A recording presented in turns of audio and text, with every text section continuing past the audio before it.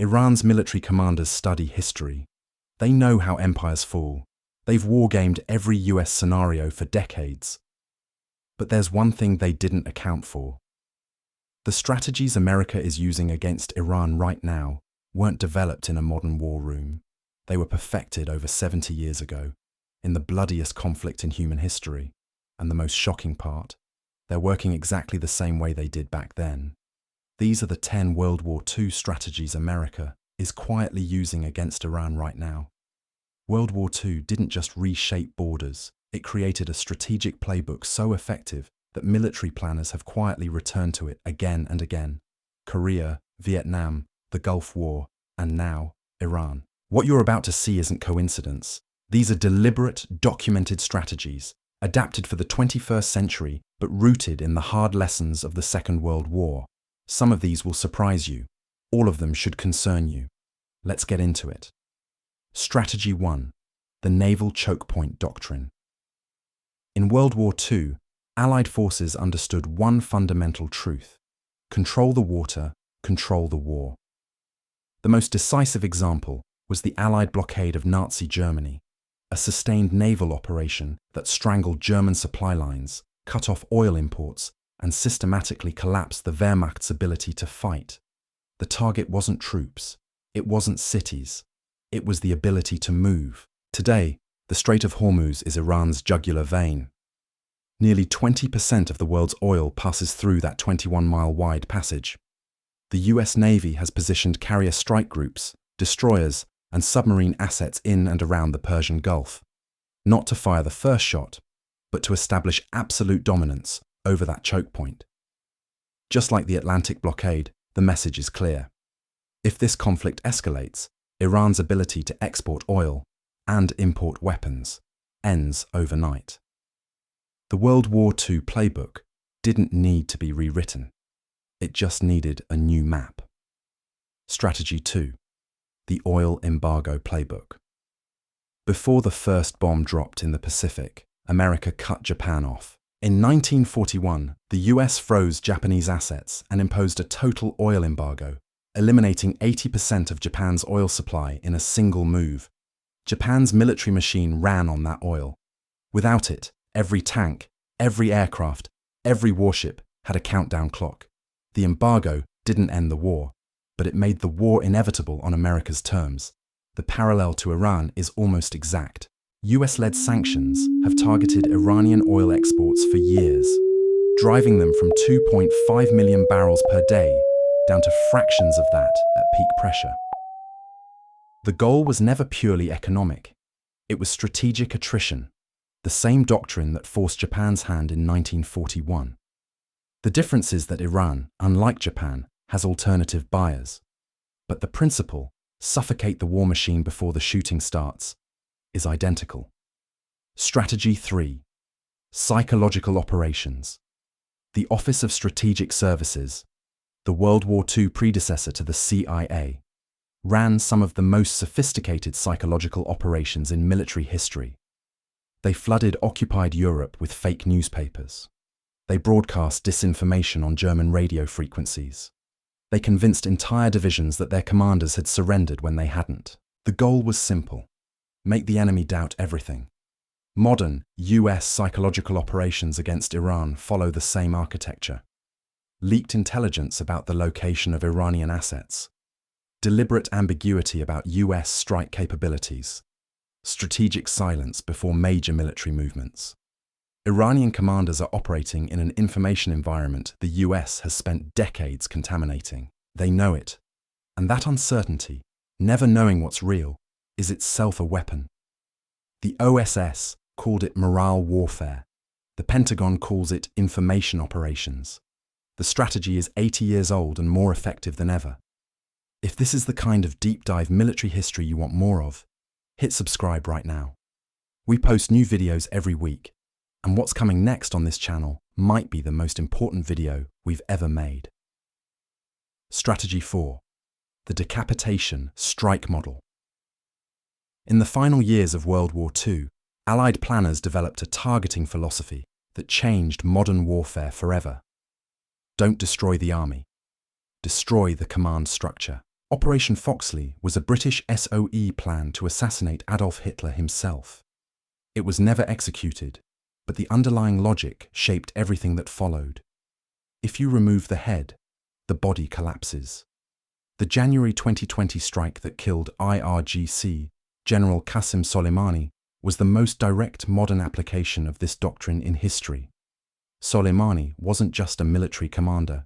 He was the architect of Iran's entire proxy network, the man who coordinated Hezbollah, Hamas, the Houthis, and Iraqi militias into a single strategic system. His elimination didn't just remove one general. It removed the central node of a network that had taken 20 years to build. World War II planners would have recognized the logic immediately. The target was never the weapon. The target was the hand that aimed it. Strategy 5. The island-hopping bypass. One of the most brilliant strategies in Pacific World War II history was General MacArthur's island-hopping campaign. Rather than fighting for every Japanese-held island, a costly grinding approach, MacArthur bypassed heavily fortified positions entirely. He captured strategically useful islands, cut off the others from supply lines, and let them wither in isolation. Hit them where they ain't. The US approach to Iran's proxy network follows the same logic. Rather than confronting Hezbollah, the Houthis, and Iranian-backed militias directly in their strongest positions, the US and its allies have systematically targeted the supply corridors between them.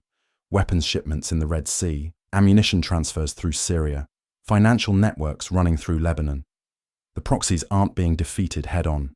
They're being isolated, cut off, left to wither. MacArthur never fought where the enemy was strongest. Neither is the Pentagon. Strategy 6.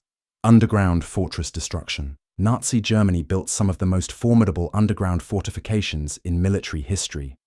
The Atlantic Wall, Wolf's Lair, the vast tunnel networks beneath Normandy. Military planners believed they were impenetrable. Then came the Tallboy, a 12,000-pound earthquake bomb developed by British engineer Barnes Wallis, designed not to penetrate bunkers directly, but to detonate near them, sending shockwaves through the earth that collapsed foundations from below. The Tirpitz, the V-weapon facilities at Wotton, the U-boat pens at Brest, all destroyed by weapons the engineers who built those fortresses had no counter for. Iran's Fordo nuclear facility is buried 90 meters into a mountain outside Qom. Iranian engineers designed it to survive any conventional strike. The US massive ordnance penetrator, a 30,000-pound bunker buster, was developed with exactly one target profile in mind. Just like the Tallboy, it doesn't need to get through the door. It just needs to get close enough. The fortress-busting doctrine is 80 years old. The bomb just got bigger. Strategy 7. The double-cross intelligence web. Britain's double-cross system was the most successful intelligence operation of World War II. Every single German spy operating in Britain had been captured, turned, and was feeding disinformation back to Berlin. The Nazis believed they had a functioning spy network on British soil. They were actually reading a script written in London. The operation's crowning achievement was Operation Bodyguard, convincing the Germans that the D-Day invasion was headed for Pas-de-Calais, not Normandy. Hitler held his panzer reserves back for weeks, waiting for the real invasion that never came. The US intelligence relationship with Iran follows a similar architecture. Decades of penetration operations, asset recruitment, and signals intelligence mean that US planners have a detailed picture of Iranian decision-making at the highest levels. More importantly, Iran knows this, and the uncertainty about which communications are compromised creates the same paralysis the double-cross system inflicted on Berlin. When you can't trust your own intelligence, you can't act decisively. That hesitation is the objective. Drop a comment below. Which of these strategies do you think is the most decisive in the current conflict? The best answer gets pinned. I read every single one. Strategy 8. The Air Superiority First Doctrine. Before a single Allied soldier landed on D-Day, the US and British Air Forces spent months executing one mission: destroy the Luftwaffe. Not just in the air, on the ground, in factories, in fuel depots, in pilot training facilities. By June 1944, the Luftwaffe was a shadow of its former self. When the invasion came, Allied troops landed under a sky they owned completely. The doctrine is called air superiority first, and it remains the foundational principle of every US military campaign since 1944. In any conflict with Iran, the first 72 hours would almost certainly follow this exact template. Iranian air defense systems, the S-300, the Bavar 373, would be the first targets. Not because they're the most dangerous assets, but because they protect everything else. Once the sky belongs to the US, every other Iranian military capability becomes a fixed target.